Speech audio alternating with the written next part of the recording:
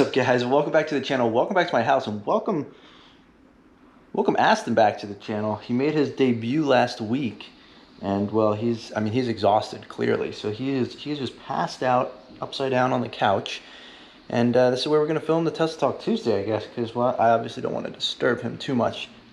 Let's just say he's a sound sleeper. Anyways, jumping right into it, there was an interesting leaked memo from the CEO of Volkswagen Group, basically commenting on how Tesla is at a huge advantage right now with their self-driving and software that they have. Ooh, real quick, guys, if you think Aston is cute, go ahead and hit that subscribe button and give the channel a like, because he would really appreciate it. And, well, honestly, so would I. So the CEO said that what worries him the most is the capabilities in the assistance systems. 500,000 Teslas function as a neural network that continuously collects data and provides the customer a new driving experience every 14 days with improved properties. No other automobile manufacturer can do that today. And it's true, like all of the Tesla cars, even if you're not using autopilot, have cameras all around them. And they're basically gathering data every time people are driving.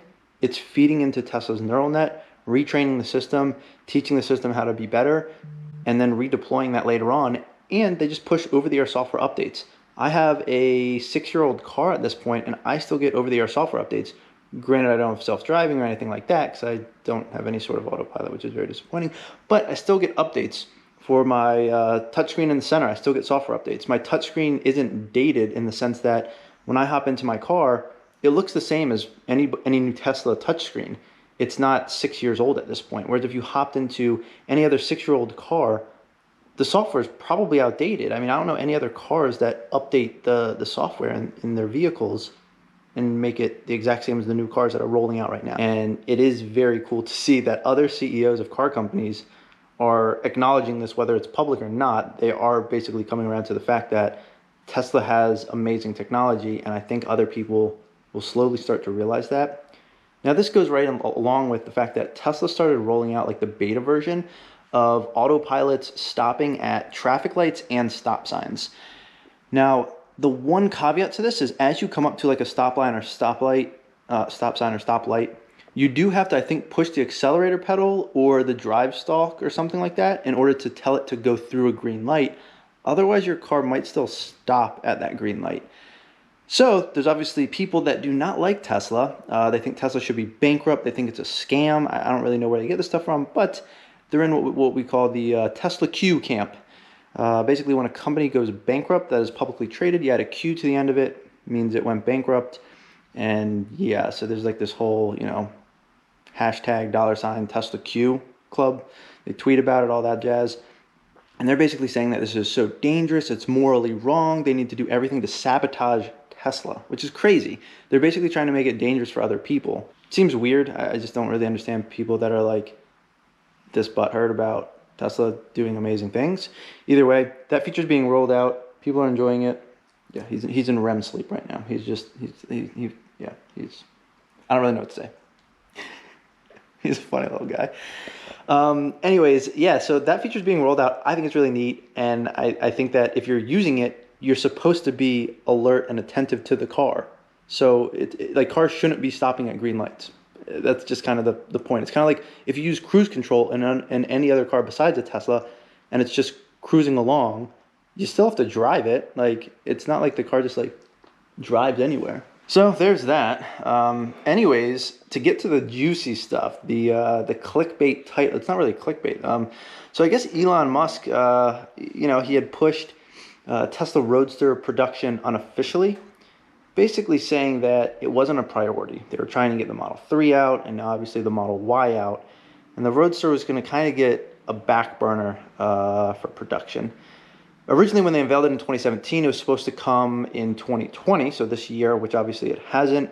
The Tesla semi-truck, they said they were going to start low production in 2020, which I guess they still could, but we haven't really heard much on that either. Someone did tweet at him, and he did say that he might be able to give an update by the end of the year. So I guess we'll just kind of wait for that in the meantime. Hopefully, we'll also get an update or the actual release of Tesla Model S and X with Plaid mode. That would be really cool. And maybe coming with that, he can give an update on the Roadster. but we still don't know. However, Elon did tweet and say that he will aim to give an update for the Roadster and the semi-truck. Hopefully that comes sooner rather than later, because I'm very excited for this. I don't know if the Roadster is also going to take a back burner approach to the Cybertruck, because Elon's very excited to build the Cybertruck. He's tweeted about it. It seems really cool. It's probably going to sell more units than the Roadster. However, the Roadster is a higher price point, so you know, it just depends on, I guess, how many people they think are realistically going to order the Roadster, if they could potentially bump that up. Either way, I think at this point I might just wait for the Cybertruck to come out. It's supposed to be coming out in 2021. Hopefully it still does. More to come on that, because that could clearly get delayed the way the economy is right now. Things being shut down, factories being shut down, people not buying as much. It'll be interesting to see what happens over the rest of this year, and especially 2021, because I just want to see the Roadster come out. I want to see the Cybertruck come out. These things are extremely exciting, and I really can't wait to get my hands on either one of those. Probably not the Roadster, because I am still unemployed, still looking for jobs. Yeah, so we'll see how that goes. Hopefully we'll find something soon, or when the economy starts picking back up, there'll be more opportunities out there. So, interestingly, not earlier this year, in 2018, BMW announced an iX3, which was an all-electric X3. Now, a couple days ago, if you haven't seen my latest vlog, I think it was the last vlog, maybe a vlog or two ago. Anyways, we went and test drove a BMW X30e, which is a plug-in hybrid X3. So Chelsea currently has an X3, and she might look to upgrade in the near future. So we went to test drive the M40i, which is like a more performance version of the BMW X3 without getting the full-blown X3M. And then there's also the X30e. Now the X30e only gives you 15 miles of all-electric range. That's right. That's it, 15 miles. However, it does produce a 60 mpge rating, which is interesting. So you can plug in, get 15 miles of all-electric range. It also recharges while you drive, so you could potentially get more while you're driving. And it is effectively a hybrid, so, you know, better gas mileage, less money on gas, that's all good and dandy. But 50 miles is not that great. However, they are supposed to be releasing a fully electric X3 called the iX3, and that was slated to be produced in China, I think, this year in 2020, and then exported to markets. However, I guess there was pushback from the dealer network, and I think they're delaying the release of that vehicle in the US because the dealers are saying that they don't think they're going to be able to sell that well because of the range. So the range on the iX3 is supposedly supposed to be around 230 miles of range. That's less than my 6-year-old Tesla. Yeah, you know, it's like if you're going to come out with a SUV that is all electric, you probably want more than 230 miles. And I guess they didn't have room for more battery cells. Like, I don't know, but 230 miles, 74 kilowatt hour battery pack, I probably wouldn't get it either. I know Chelsea wouldn't get it because she doesn't like that she has to worry about charging. If she drives somewhere and there isn't easy charging access, it is a nuisance. And she just doesn't want to have to deal with that right now. So that car wouldn't make sense. And well, the competitor, the Model Y, I mean, you're getting 300 miles of range in that car. You're getting 280 miles of range in the performance version.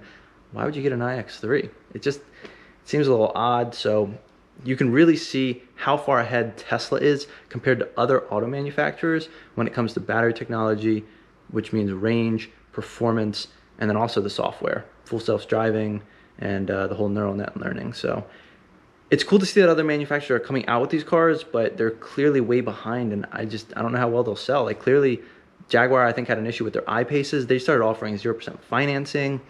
Sales were slumping.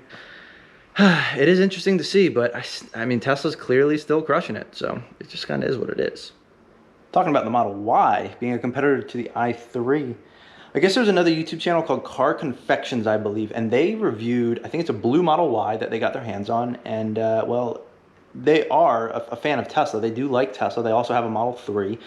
However, they went over all of the build quality issues with their Model Y, which in some cases are worse than my early Model S. Like, there are panel gaps on my Model S. Like, you know, the hood has some big gaps on it. The trunk does.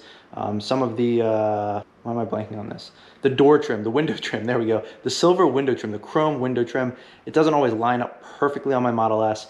But he went over this Model Y, and there were some interesting issues. I'll throw up some pictures, but like there's panel gaps, but then also on the interior of the car, like if you look at the back of the seats and things like that, it is pretty crazy to see these kinds of build quality issues, like whether Tesla rushed to production, if someone made a mistake putting it together on the production line, if he just happened to get a bad one, I don't know. But you know, for a premium automaker, you don't really want this, and it does sort of tarnish, you know, the name, and people don't like that. But there are also people that are such fans of it that it doesn't bother them. You know, most Model Ys are probably in the $45,000, $50,000 range at least. You kind of expect good build quality. I mean, if you're paying like $20,000, I mean, you still don't want terrible build quality, but it's just, yeah, it's kind of a bummer when you see these kinds of videos, and hopefully Tesla can address this going forward. Hey, bud, you just napping? All right, keep doing your thing. So, last but not least, Ford. So as we know, COVID-19 has shut down a lot of production facilities, a lot of car manufacturing plants, all that jazz. So because of that, it seems like the Mach-E, the all-electric Ford, is going to be delayed a little bit. What they've said is that I think the configurator, the online configurator for like your model, will be delayed to June/July, and production should start around November. Either production or delivery in November, but either way, later this year. So that is pretty exciting. When they released the car, they noted like a 75 kilowatt battery pack, kilowatt hour, and a 98. Which should give you anywhere from like 230 to 300 miles of range. And the performance variant would have 0 to 60 time in the mid 3-second range. So not too bad of stats. I guess the range is pretty decent, especially if you're looking at a 74 to 98 kilowatt hour battery. I mean, clearly you see Tesla with their 100 kilowatt hour batteries getting 370 miles of range in the Model S, which is crazy efficient. But I mean, not terrible. I don't know what the top price will be for the Ford Mach-E, or what the prices exactly will be for the 98 kilowatt hour battery pack with 300 miles of range. In the theme with all of this COVID-19 stuff, it seems like they're trying to do contactless test drives. So I don't know if that means like drive it to your house, they get out, you go drive it around, or maybe you show up to, you know, a dealership, they have cars there, they have the car outside, you get in, you take it for a test drive, you come back. Similar to what we did at the BMW dealership. You know, the guy would bring it around.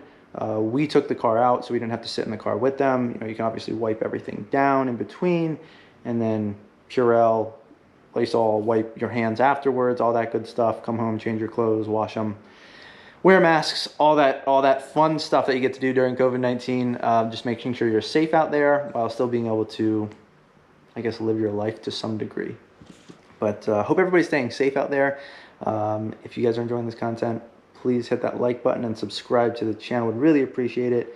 But until next time, I guess Aston's just gonna sleep the whole time. But until next time, guys, thanks for watching.